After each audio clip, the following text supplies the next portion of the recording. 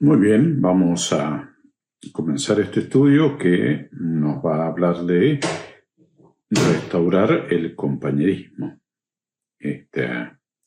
Vamos a leer en la palabra de Dios allí en 2 Corintios capítulo 5, el verso 18, que dice así: Dios, por medio de Cristo, nos reconcilió consigo mismo y nos dio el ministerio de la reconciliación. ¿Sí? Bueno, por supuesto, esto entonces es la tarea que tenemos como hijos de Dios, esto de la reconciliación. ¿Sí?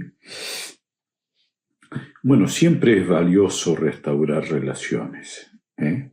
La vida se resume en aprender a amar, y Dios quiere que valoremos las relaciones y nos esforcemos por mantenerlas. En lugar de descartarlas siempre que se produzca una división, un disgusto o conflicto. De hecho, su palabra dice que Dios nos ha dado el ministerio de restaurar relaciones. Por lo tanto, gran parte del Nuevo Testamento se ocupa de la enseñanza de cómo tratarnos mutuamente. Pablo escribió esto en 2 Corintios capítulo 5, versículo 18, lo siguiente. ¿Sí? Por tanto, si sienten algún estímulo en su unión con Cristo, algún consuelo en su amor, algún compañerismo en el Espíritu, algún efecto entrañable, llénense de alegría teniendo un mismo parecer, con un mismo amor, unidos en alma y pensamiento. El apóstol nos enseñó que la capacidad de llevarnos bien entre nosotros es señal de madurez espiritual. ¿Sí? Como Cristo quiere que su familia sea conocida por el amor que sienten unos por otros. ¿Se acuerdan? ¿Sí? El compañerismo roto es un mal testimonio para los incrédulos.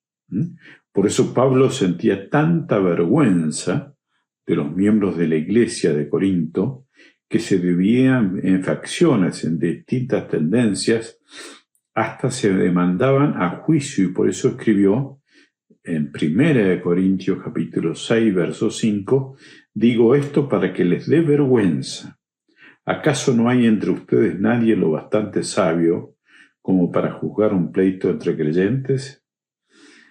No podía creer que no hubiera nadie en la iglesia lo suficientemente maduro para resolver el conflicto en paz.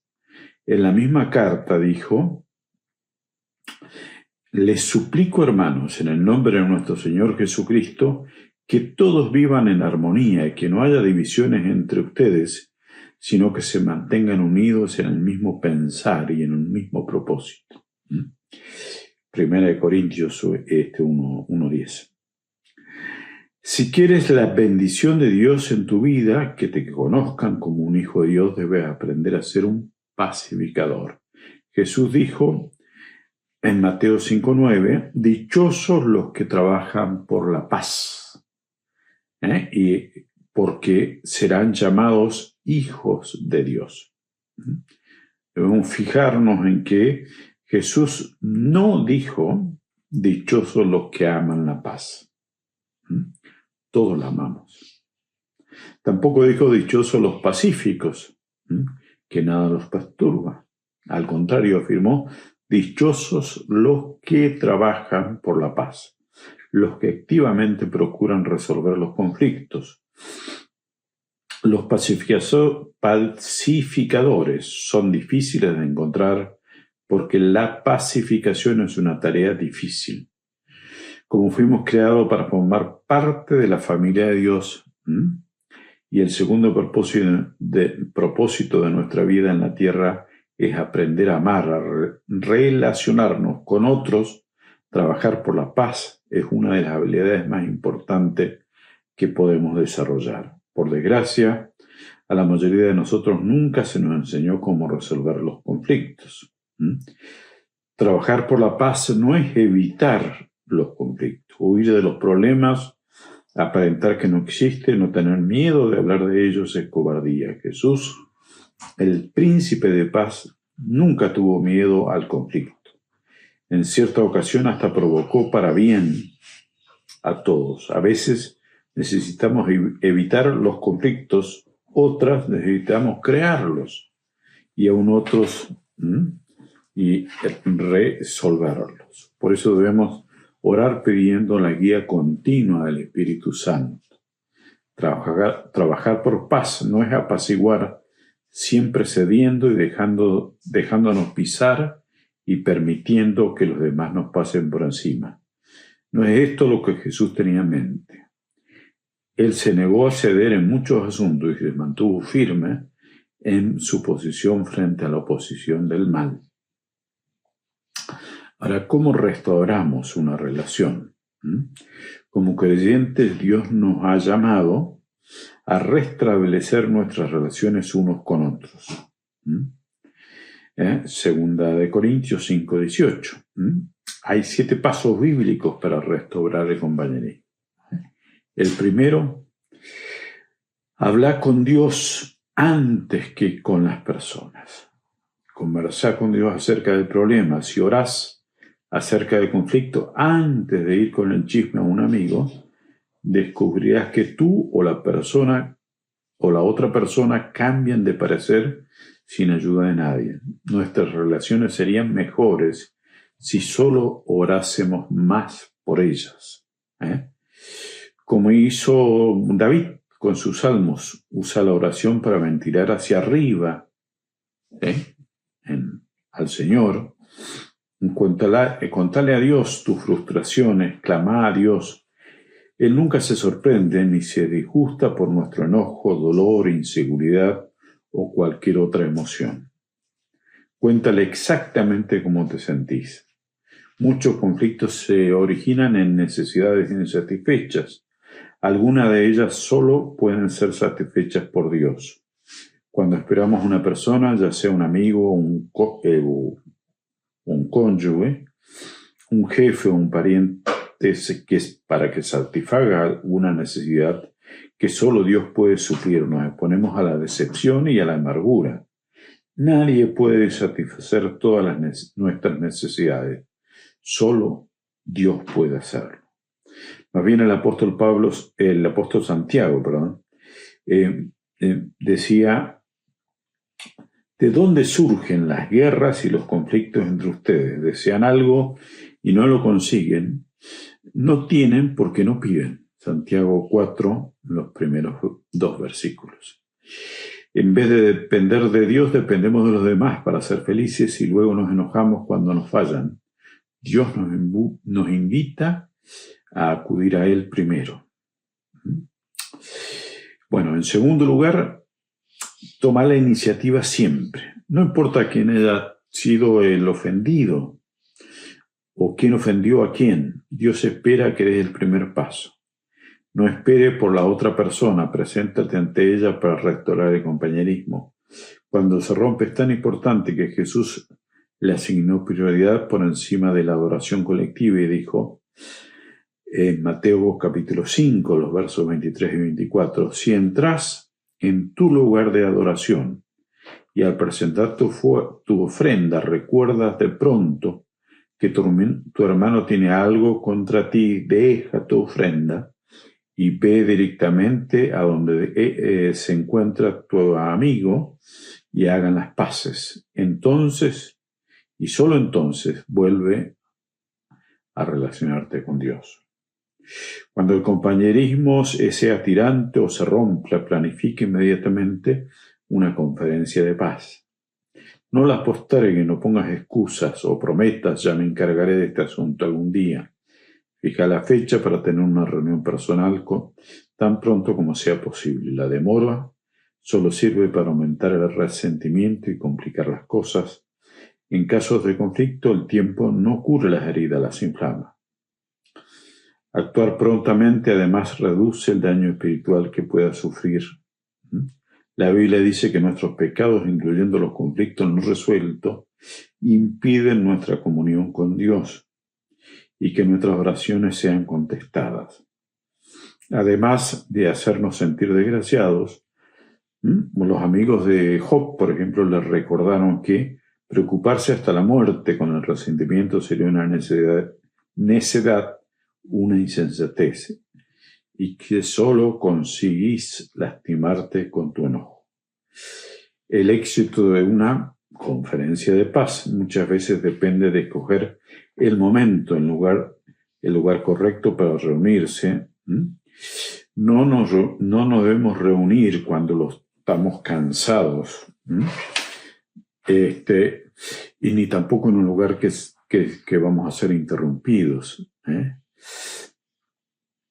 Lo mejor es cuando los dos estén en un buen estado de ánimo.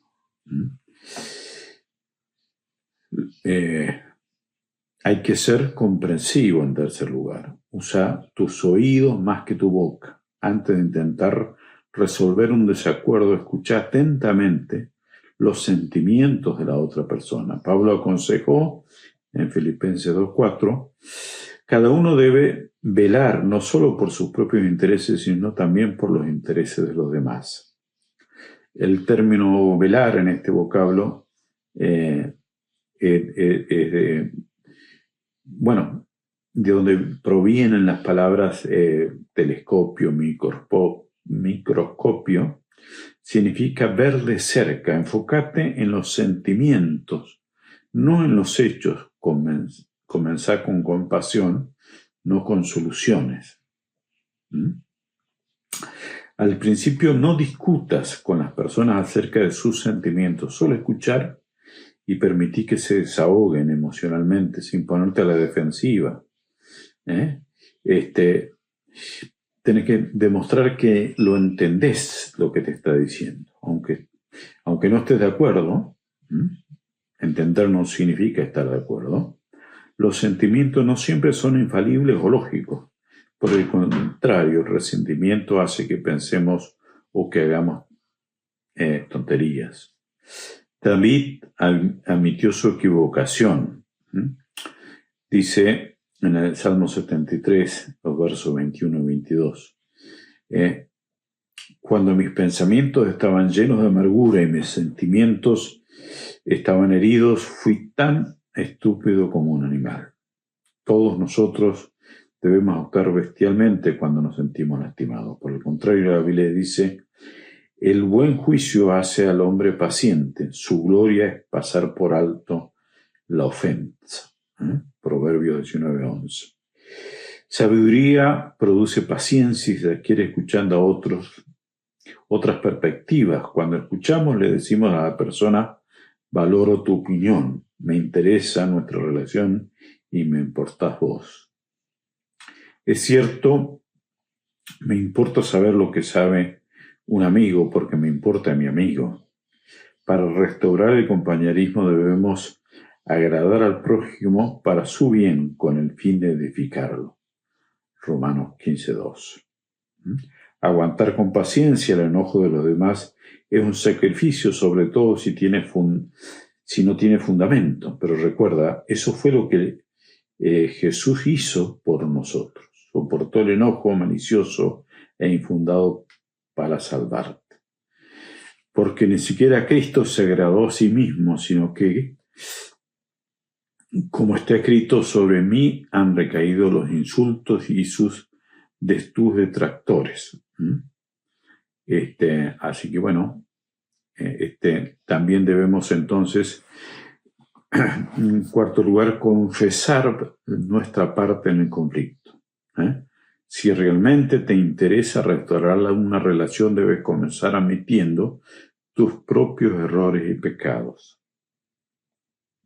Jesús dijo que debes sacar primero la viga de tu propio ojo y entonces verás con claridad para sacar la astilla del ojo de tu hermano. Mateo 7:5.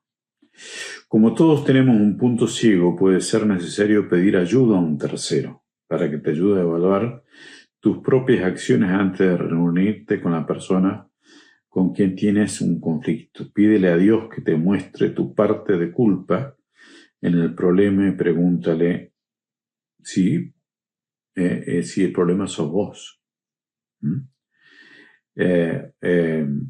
bueno, si estamos siendo poco realistas, insensibles o demasiado sensibles.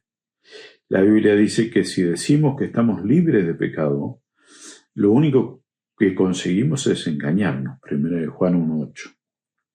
La confesión es una herramienta muy poderosa para la reconciliación. A veces la manera en que tratamos un conflicto produce un daño mayor que el problema original. Cuando comenzamos por reconocer con humildad nuestras equivocaciones, el enojo de la otra persona se apaga y la desarma porque posiblemente esperábamos que estuviéramos a la defensiva. No te excuses ni culpes a otro. Reconoce con sinceridad la parte que te corresponde en el conflicto. Asume la responsabilidad y que te corresponde por los errores y pide perdón. Debemos atacar, en el quinto lugar, al problema y no a la persona. Esto es muy importante siempre, ¿sí? Cuando tenemos una relación rota, no es que tenemos, que atacar a la otra persona, sino cuál es la situación, cuál es el problema. No es posible arreglar el problema si lo que te interesa es encontrar quién tuvo la culpa. Debes optar por una u otra. La Biblia dice: la respuesta amable calma el enojo, pero la agresiva echa leña al fuego. Proverbios 15:1. Si estás enojado, nunca lograrás persuadir a la otra persona. Elige tus palabras con mucho cuidado. Una respuesta amable es siempre mejor que el sarcasmo. Al resolver los conflictos, la manera en que se dicen las cosas es muy importante. Lo que se dice, si eres agresivo en palabras, se recibirán a la defensiva. Dios nos dice: a la persona sabia y madura se le conoce por su inteligencia. Cuanto más agradable sus palabras, más convincente es la persona. Proverbios 16:21. Ser fastidioso nunca sirve. No podemos ser convincentes cuando somos ásperos. En tiempos de guerra, de la Guerra Fría, las partes acordaron que, al haber tantas armas, se iban a hacer daño permanentemente. Evitemos entonces, dice la palabra de Dios en Efesios 4:29, eviten las palabras dañinas, usen solo palabras constructivas que sirvan para edificación y sostén para los que digan y hagan bien a quienes escuchan. Bueno, en séptimo lugar, o para ir terminando, en Romanos 12:18 dice: en cuanto depende de ustedes, vivan en paz con todos. La paz siempre tiene un precio. Puede costarnos nuestro orgullo, a menudo nos cuesta nuestro egoísmo. Por amor al compañerismo, haz lo mejor que puedas para llegar a un compromiso, para adaptarte, para optar por lo que la otra parte prefiere. Una paráfrasis de la séptima bienaventuranza de Jesús expresa así: ustedes son benditos cuando son capaces de mostrar a la gente cómo cooperar en lugar de competir o luchar. Entonces pueden descubrir quiénes son realmente y cuál es el lugar en la familia de Dios. Mateo 7, en Mateo 5:9. Y hay que hacer hincapié, ya esto terminando, en la reconciliación y no en la solución. No es realista esperar que todos nos pongamos de acuerdo en todo. La reconciliación se enfoca en la relación, mientras que la resolución se encuentra en el problema. Cuando nos concentramos en la reconciliación, el problema pasa a un segundo plano. Es de importancia y hasta puede tornarse irrelevante cuando podemos restablecer una relación incluso sin haber podido resolver nuestras diferencias. Los cristianos solemos tener con toda legitimidad desacuerdos francos y opiniones distintas, pero podemos discutir sin ser desagradables. El mismo diamante visto de diferentes ángulos parece distinto. Dios quiere la unidad, no la uniformidad.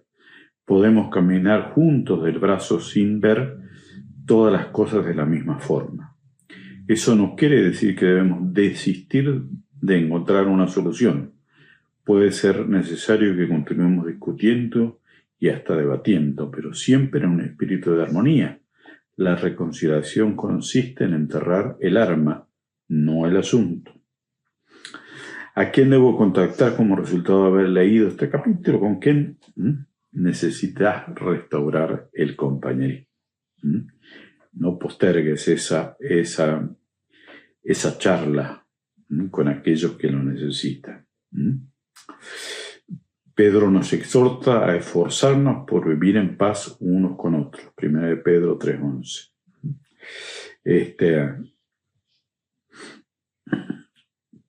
Cuando trabajamos por la paz, hacemos lo que Dios quiere. Por eso Dios llama pacificadores a sus hijos. El punto de reflexión: siempre vale la pena restaurar las relaciones. Romanos 12:18 dice: si es posible y en cuanto depende de ustedes, vivan en paz con todos. La pregunta para considerar es: ¿qué debo hacer para restaurar una relación rota? Que Dios les bendiga.